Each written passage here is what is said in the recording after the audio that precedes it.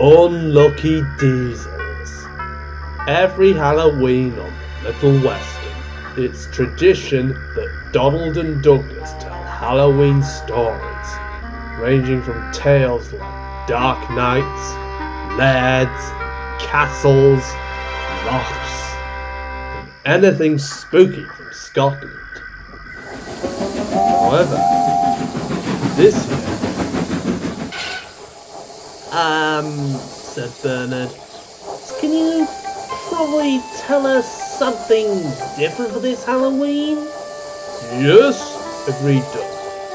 I think we've heard enough about Jacobite rebellions, lairs, lochs, castles, monsters, and Buddy Prince Charlie. Well, said Donald and Douglas, why not you tell it, Bernard? Have you got any spooky stories to tell? How old are you anyway? Well, I was built in 1941, so I'd remember the war. That's the only real story about bombs that getting my brass polished, I think. In that case, why don't you try a different subject? Something railway related? I agree, added Oliver. You asked, and you shall receive, said the twins. Engines listened. Over in Glasgow, there was a locomotive once called the North British Locomotive Company. They for many years produced many successful steam locomotives. But in 1955, British Rail had announced their modernisation plan. Steam was to be abolished in favour of diesel. NBL shut down, eager to impress British Rail with their diesel designs, and made a contract with a German company called MAN. It's called. These were unlucky diesels. Me and Dookie remember them well.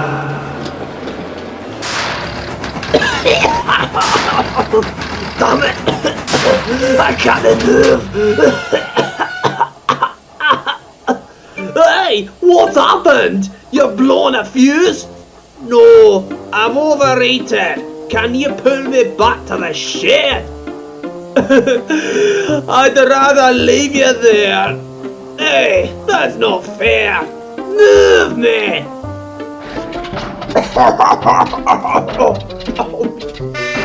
Now. Well. Another diesel broken down, eh? What company were you made by? The North British. Ha! The North British? I thought they had a reputation for reliability, not making faulty diesels like you.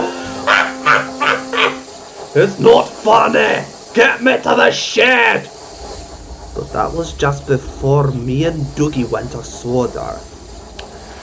In 1962, NBL went bankrupt, closed down, so no more parts would be supplied.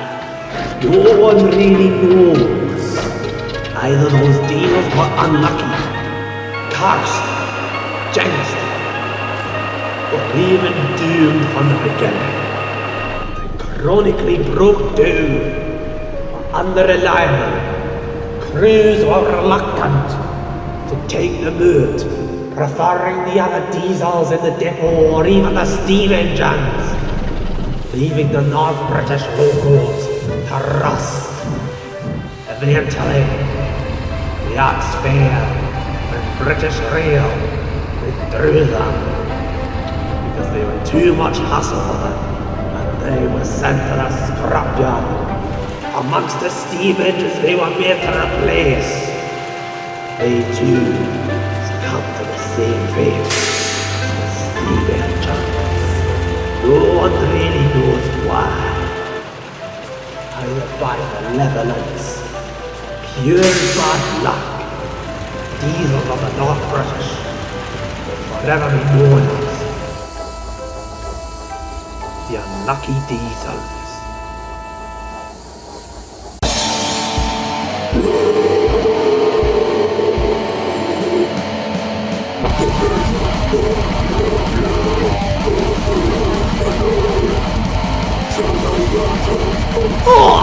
Will you stop that racket?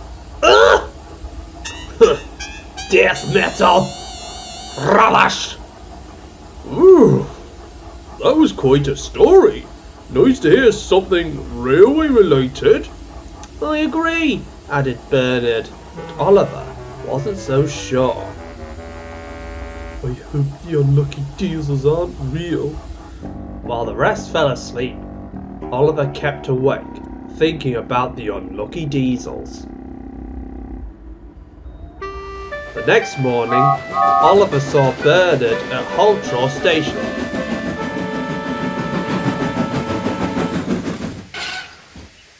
What's wrong, Oliver? Quizzed Bernard. Nothing. Doesn't look like nothing to me. Are the unlucky diesels, real? It was just a Halloween story, said Bernard. Although I do think there's probably be a bit of truth to it, but again, it was just for story purposes. I just wonder. The engines were interrupted by a rude sound. Railways are no good, pull 'em up, turn 'em into roads, pull 'em up, turn 'em into roads.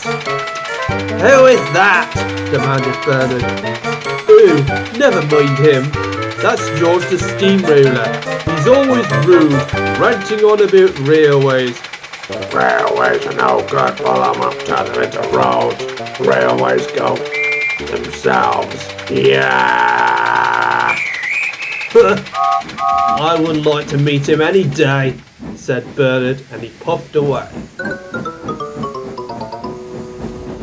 That night, Oliver had to take a goods train to Knapford Station. Toad was concerned about Oliver. Mr. Oliver, is there still a problem? No, everything's fine, said Oliver. But inside, he couldn't stop thinking about the unlucky diesels. They're seeking vengeance on steam engines. I hope they're not seen on Sodor. There's no such thing, Mr. Oliver, said Toad.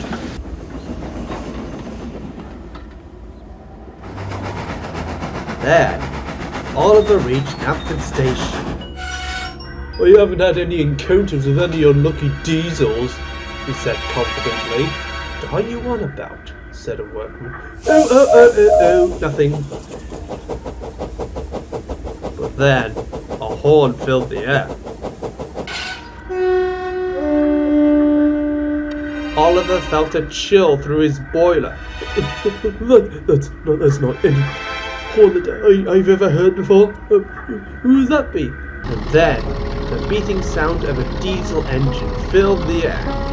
Oliver could not see the diesel, but almost instantly he was petrified. It's the unlucky diesel! He ran away, but thankfully he was uncoupled from his train. He left the station hastily. Mr. Oliver, where are you going? Oliver raced down the line, determined to get away from the diesel. He stopped at Hulltraw. The unlucky diesel cannot get me here. George was nearby. What are you rambling on about, you useless steam pot? Oh no, it's the diesel again! And Oliver sped off again. Ha ha ha ha ha! Laughed George. And then he saw a green diesel rolling across the line. Meanwhile, at Arlesburgh West, all the other engines were in the shed when they heard Oliver's whistle in the distance. Oh, Oliver? gasped Doug. What's he doing back so soon? Said Donald and Douglas. I don't know, but he looks like he's in a blazing hurry.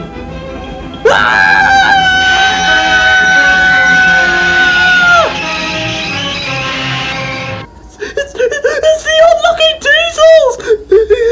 It's come to seek vengeance on me! What are you on about? It's the unlucky diesel! What? The diesel's horn filled the air.